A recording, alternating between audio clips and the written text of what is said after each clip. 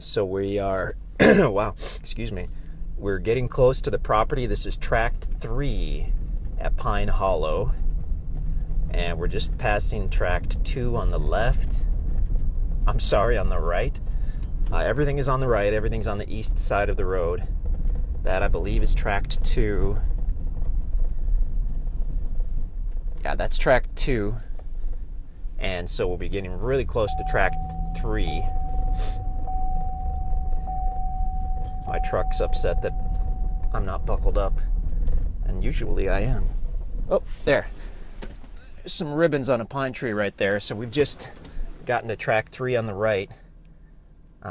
This is Pine Hollow for a reason, apparently. Here we've got some really nice pines on the west side of the property here. I see mostly hardwood trees on this tract, and I see a lot of them already. That's Tract 3, all right. I'll just pull over to the side so everybody can get by me. By everybody, I mean the one car every hour that comes on this road. This is a pretty low traffic road. So that's Tract 3 on the right.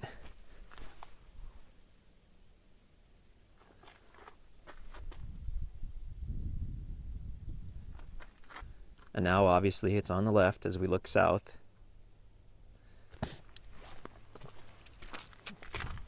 This is one of the tracts out here that has direct frontage on the Mark Twain National Forest. And I have not yet gotten to see this tract other than from the road. So I've been excited to get out here and have a look and take a video.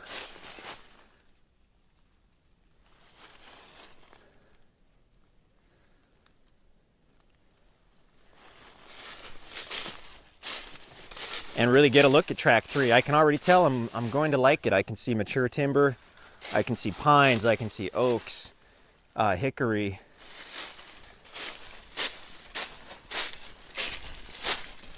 Like just about every property in Missouri, this has been logged at some point, but any stump you see is probably not from my lifetime. If this was logged, it was, I would guess, 40 years ago, 50 years ago. I mean, it's a really nice property. Now this actually looks like maybe an old trail or something here. It's kind of a level spot. And you're welcome to put your campsite or your home or your cabin here on the west side.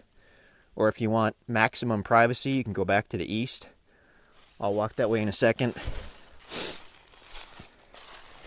It looks like with a little cleanup work, I would have been able to pull right up to this somewhat level spot on the property, but that is in a four-wheel drive truck. So if you wanted to access this, really if you wanted excellent access to this, you'll have to do a little bit of work here on the west side to be able to pull onto the property. But there are a lot of guys who do dirt work and dozer work out here in the area. And with the day or two on a dozer, you could put a trail all the way back to the National Forest and not only have it more convenient, but you could get some instant equity for yourself by improving the value of the property that way.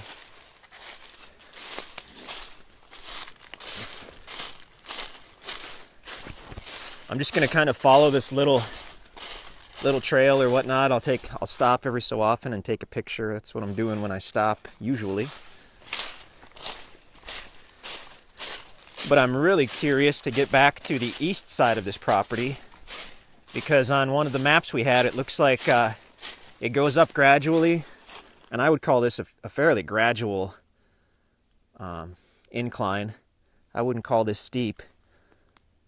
It looks like that's a little steeper there as you look to the south on the property, but if you wanted to put in a road or a trail, man, you could just put it right up this kind of natural draw, I guess you could call it.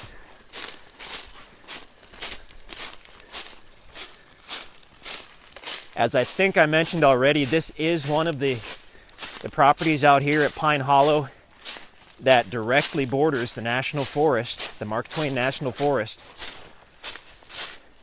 So you can set up shop, set up your camp or your home or whatnot on 5 acres, and you have got direct access into tens of thousands of acres of national forest that you can use for hunting, for camping, recreation. I know a lot of people who make some additional income by gathering roots or mushrooms in the national forest. I don't know if you need a permit for that or if they just do it. So looking back to the west, you can just barely see that county road. In the spring and summer, you won't see it at all with the leaves on the trees. But it's the middle of winter, and it's an overcast, cloudy day. I probably shouldn't even be taking a video today, but in my mind, if you can show the property on a cloudy, overcast day, when it kind of looks its worst, then whoever purchases this one should be nice and happy if they get out here in the spring or the summer and everything is beautiful and green instead of just kind of grayish brownish as it is right now.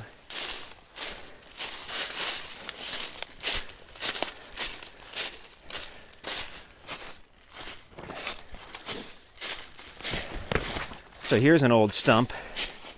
Whoa. Any stump you can kick through with tennis shoes is probably 30 or 40 years old.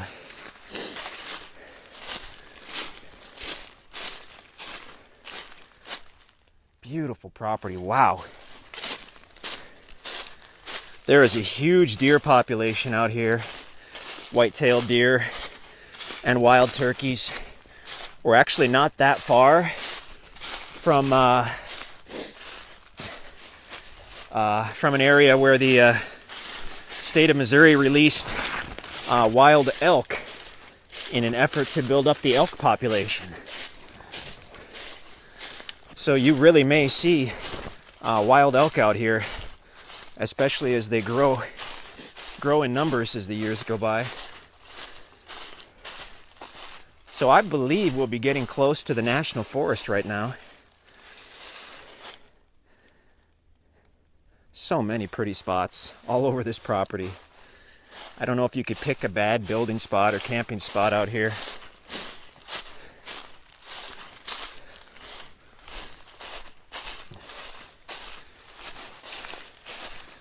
I see mature white oak trees, a lot of white oak trees that will be mature in just a few years. I guess they're already mature. I should say they will be marketable as saw timber within a few years. As I've said on most of the videos, and it applies to any property we sell, once the property's been paid for in full, you can cut the timber, you can sell the timber, you can cut for firewood, whatever you want to do once it's been paid for in full. Prior to that, you can't cut the timber.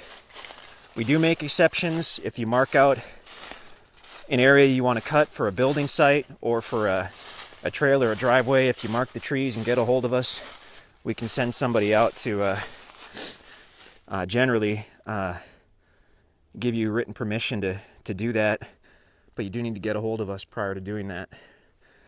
So now, as you can see, we've reached the east side of the property.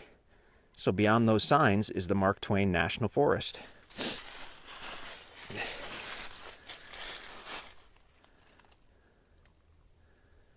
Which looks pretty similar to this property, actually. Not that much of a difference. So it's an amazing situation to have a property where you can kind of set up your home or cabin or camper or whatnot on your property, and you can literally have direct access into tens of thousands of acres. I mean, everything I see off to the east here is national forest. And that's public land. We're all part owners of this public land, all the United States citizens. So you have a right to use that for hunting, for recreation. They have trails where you can ride horses, and I'm sure there are trails for four-wheelers and side-by-sides. You can get a hold of the ranger office to find out about that and find out what you need permits for. But pretty amazing to only have to pay taxes on a little 5-acre property, but you have direct access to, I don't know how big this particular portion of the National Forest is, but I believe it's somewhere around 50,000 acres. I mean, it's enormous. And you will find very, very, very few properties that have county road frontage and national forest frontage, because of the fact that a lot of the national forest is in a secluded area and is accessible by forest roads or by easement roads or by minimum maintenance roads. So take it from us, it's really hard to find property that has county road frontage and national forest frontage. I believe, unless something is escaping me, I believe these properties on the south end of Pine Hollow are the only properties we've ever had that directly border a county-maintained road and the Mark Twain National Forest. So it really is an amazing situation. I think I've said before, we have a really limited number of these, and people are going to yell at me when they're gone because they waited too long to buy them. If you're interested in Tract 3, you can purchase through the website, or you can let us know right away. If it's on the website as available, then it's available. But if you just saw the video on YouTube, it may have been sold already. So please check our website at instantacres.com, and you'll see if Tract 3 is still available. Amazing property, gorgeous property. Go down on that survey marker just to get a photo of it. That's a government survey marker marking the start of the National Forest. And I won't subject everybody to my rambling on the long walk back. Actually, it's not that long, a few hundred yards. If you're wondering what a bearing tree is, every time they set a survey marker, or that would probably be called a monument because it's a large one, they will select 3 or 4 or 5 bearing trees, and they're generally healthy big trees that they don't think will move. And then if someone does disturb that marker, it's extremely unlikely that they couldn't reestablish it based on either the bearing trees or old stumps of where a bearing tree was. So it's just a safety net for the surveyors.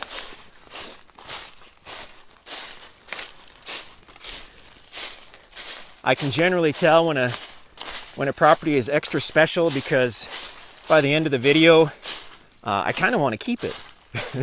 And that's the case here. This is a nice one. It's a cloudy day, and I just still have a great feeling on this property. Beautiful, beautiful out here, private. We're only 15 miles from a Walmart. We're only 5 miles from Birch Tree, which has a couple convenience stores and what's the name for it? Grocery store. Couldn't think of that name. Grocery store and some restaurants and schools and whatnot. So great situation. If you've been looking for a property and been waiting for a good one, you may regret it if you don't move on a property like this out here. This is Tract 3 at Pine Hollow. Really a top quality property.